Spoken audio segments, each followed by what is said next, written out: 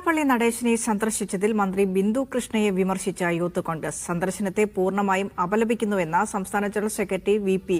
ദുൽകിഫിൽ. വെള്ളാപ്പള്ളി നടേശനെ പോലെയുള്ള വർഗീയ വിഷജന്തുക്കളുടെ മുന്നിലൊക്കെ പോയി കുനിയാന്നൊക്കെ പറയുമ്പോൾ അത് വലിയ കുളത്തര. അതിവിടെയുള്ള മുഴുവൻ മുസ്ലിങ്ങൾ അപമാനിക്കുന്നതിന് തുല്യ. മലപ്പുറം ജില്ലയെ വളരെ മോശപ്പെട്ട രീതിയിൽ വർഗീയ പരാമർശങ്ങൾ പരാമർശിച്ച നാറിയായ കൂതറയുടെ വീട്ടിലൊക്കെ പോയിട്ട് നിൽക്കണമെങ്കിൽ അവരുടെ മനോഭാവം ഒന്ന് ആലോചിച്ച് നോക്കിയേ. അപകടമാണ് എന്ന് പറയേണ്ടി വരും. മുസ്ലിം ലീഗിനോട് മാത്രമേ എനിക്ക് പറയാനുള്ളൂ, UDF എനിക്കൊന്നും പറയാനില്ല. കാരണം മുസ്ലിം ലീഗ് സപ്പോർട്ട് ചെയ്തിട്ടാണ് UDF അധികാരത്തിൽ നിൽക്കുന്നത് അല്ലേ.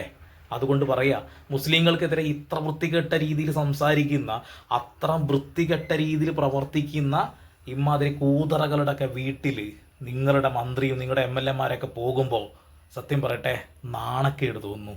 കഴിഞ്ഞില്ല, ഇതും കൂടി ഒന്ന് കാണേ. പറയാൻ എളുപ്പമാ, പ്രസംഗിക്കാൻ നമുക്ക് എളുപ്പമാ. നമുക്ക് ഒരുപാട് കാര്യങ്ങൾ പറയാം. മതേതരത്വം ഒരു വശത്ത് പറഞ്ഞുകൊണ്ട് മറ്റൊരു വശത്ത് വിദ്വേഷ പ്രസംഗം നടത്തുന്നവരെ നമ്മൾ പൊന്നാടയിട്ട് സ്വീകരിക്കരുത്. നമ്മൾ മതേതരത്തിനെതിരെ സംസാരിക്കുക, വേറൊരാളെ കൊണ്ട് വിദ്വേഷം പ്രസംഗിപ്പിക്കുക, പിറ്റേ ആഴ്ച അയാൾക്ക് പോയി പൊന്നാടയിടുക. അങ്ങനെ ചെയ്യരുത്. നമ്മൾ കാറി കയറ്റിയാലൊന്നും കുഴപ്പമില്ല, പക്ഷെ കാറി കയറ്റുന്നവരെ നമ്മൾ സൂക്ഷിച്ചു വേണം. അവര് വിദ്വേഷം പ്രസംഗിക്കുന്നവരിലാകരുത് എന്ന് നമുക്ക് ഉറപ്പുവരുത്തണം. അതിനെതിരായി ചെറുത്തു നിൽക്കാൻ, പ്രതിരോധം സൃഷ്ടിക്കാൻ ഒരു മനസ്സുണ്ടാകണം. മതേതരത്വം വാക്കിൽ മാത്രം പോരാ, അത് പ്രവൃത്തിയിലും വേണമെന്ന് മുഖ്യമന്ത്രിയോടൊക്കെ ഒന്ന് പറഞ്ഞ് മനസ്സിലാക്കി കൊടുക്കണം. നിരന്തരമായിട്ട് ന്യൂനപക്ഷങ്ങളെ വേട്ടയാടുന്നവർക്കെതിരെ ശബ്ദമുയർത്തുന്ന ഒരു മനുഷ്യനാണ് ഞാൻ. അത് ആവർത്തിക്കുക തന്നെ ചെയ്യും.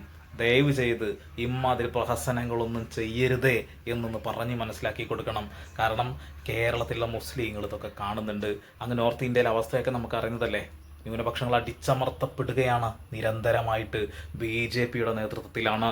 BJP നേതാക്കന്മാരെയൊക്കെ പോയി കാണുക, BJPക്കാരെ ഒക്കെ അടിപൊളിയാണ് എന്നൊക്കെ പറയുന്ന ആ അവസ്ഥ വളരെ അപകടമാണെന്ന് മനസ്സിലാക്കിയിട്ട് മുന്നോട്ട് പോവുക. പിന്നെ അടിമകളായി തുടർന്ന ആളുകൾ ദയവ് ചെയ്ത് ഇതിനൊന്ന് കമൻറ്റ് ഇടണമെന്നില്ല. കാരണം പറയേണ്ടതായിട്ടില്ലല്ലോ. നാളെ നിങ്ങൾക്ക് അങ്ങനെ ഒരു അനുഭവം വരുമ്പോൾ പഠിച്ചുകൊള്ളും. സുലാൻ.